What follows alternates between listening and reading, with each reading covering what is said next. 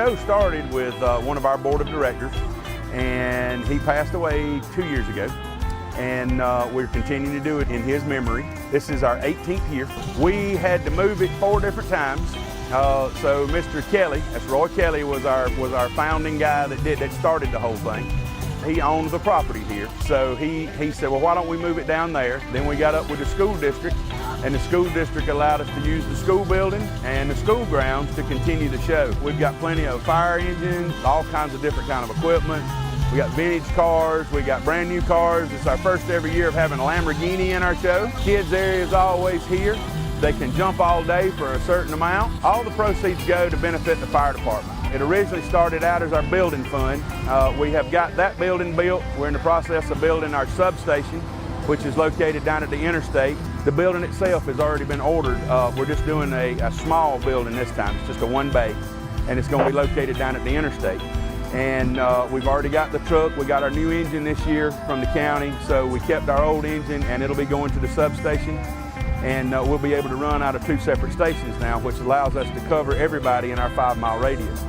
The money now is going to pay for the substation, and then our next big venue is we're going to buy a new tanker. Our tanker's a 1987, so we're looking at a new, probably 2020, we're going to buy a new tank. We, during the day, are covering from exit 4 all the way to exit 19, either on backup or in our original call area. We assist our neighboring stations, and we assist Oconee County as well with automatic and mutual aid with our rescue truck and our manpower.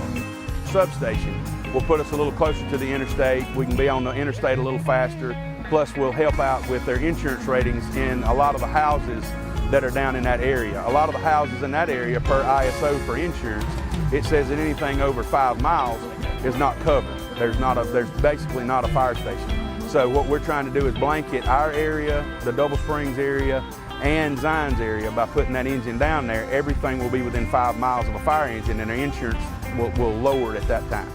This is a 1914 International Harvester.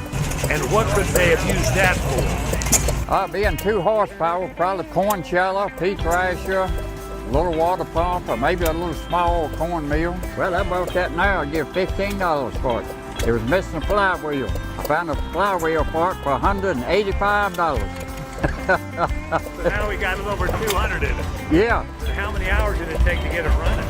Oh, after I got all the parts, probably an hour or so. And it's roughly a $3,000 engine now. It's just a thrill, you know, and for people to come by and you tell them the story, you know, of the engine, you know, how you got it and what you paid for it and what it took to get it going. Yeah, I just adapted the propane right into the intake on the carburetor and bought a little old regulator and a bottle of propane, and away it went. $12. Well, I come up on a cotton and row crop farm. We had this 40 John Deere. We also had an A. My daddy actually bought the 40 John Deere. I think he bought it in about 1954. It was a demonstrator model, come from Clemson. So that tractor was probably within the first 100 of the 40s made. Well, we didn't realize that. I mean, you know, like I say, our farming changed from row cropping to cows and poultry, and we needed low-profile tractors to get in them chicken houses. I'd actually had a bout with cancer, and I told my wife one night, I said, you know, a fellow ought to do a few things he would like to do rather than just work. So she said, well, what is it you want to do? I said, I'd like to find me a 40 John Deere tricycle and fix it back up.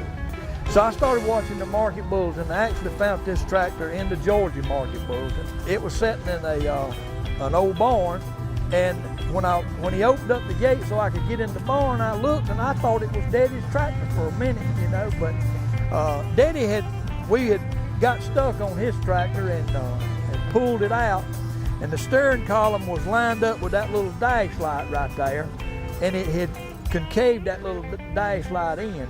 So every time I see a 40, I'll look to see if that's been bent right there. But a gentleman here in the community named Henry Perry, he actually was the one that redone the tractor. Most of what we done to it was cosmetic. It had pretty good oil pressure. We do lay the garden off with it, and I'll cultivate with it when it's running. But it's sentimental, it don't run all the time. It had a cigarette lighter. That was one of the accessories. And right back here on the back seat, it's got a center line where you could take a tape measure and hook in the center line, and line your wheels up so you could cultivate with it, whatever spacing you wanted. There was 15,000 of the 40 series made tricycle. Now they made a few utility 40s and a few with wide front ends, but most of them were narrow front ends. Were those really the good old days?